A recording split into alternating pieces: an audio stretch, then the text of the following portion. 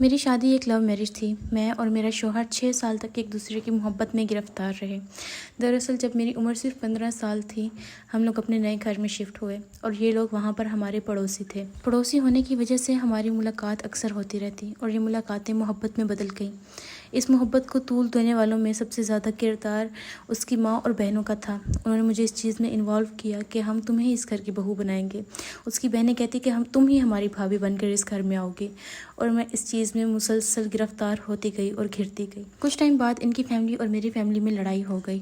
اس لڑائی کی وجہ سے ہمارے سامنے یہ بات آئی کہ جو یہ لڑکا ہے یہ نشہ کرتا ہے اور شراب پیتا ہے۔ صلح ہوئی تو کچھ ٹائم بعد ہمارے رشتے کی بات چلنے لگی، اور اس بات میں بات یہ بھی نکلی کہ آپ کا لڑکا تو شراب پیتا ہے، جبکہ میرے سسرال والوں نے بولا کہ یہ آپ کی بیٹی کی محبت میں شراب پیتا ہے۔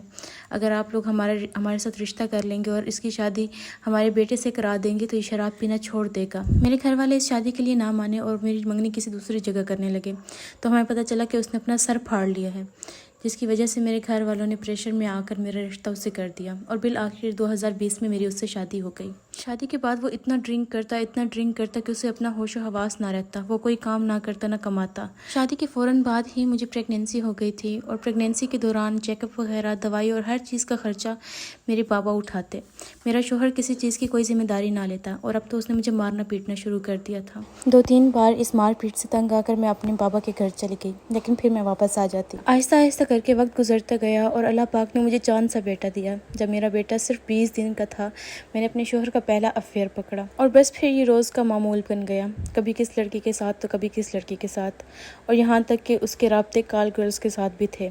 میں اس چیز کی وجہ سے انتہائی ڈپریشن میں چلی گئی اور مجھے اٹیکس آنے لگے۔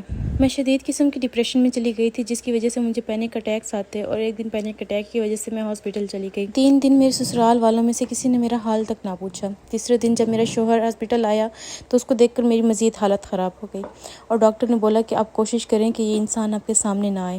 بس اس کے بعد میں نے اپنی زندگی کا بہت بڑا فیصلہ کیا، اور میں نے اس شخص سے طلاق لے لی۔ آج میری طلاق کو 1 سال ہو رہا ہے۔ میں اپنے بابا کے گھر رہتی ہوں، اور میرے بابا میری ہر خواہش پوری کرتے ہیں۔ میرے شوہر کا پورا خاندان نشے میں ملوث تھا، اور باہر عورتوں کے ساتھ ان کے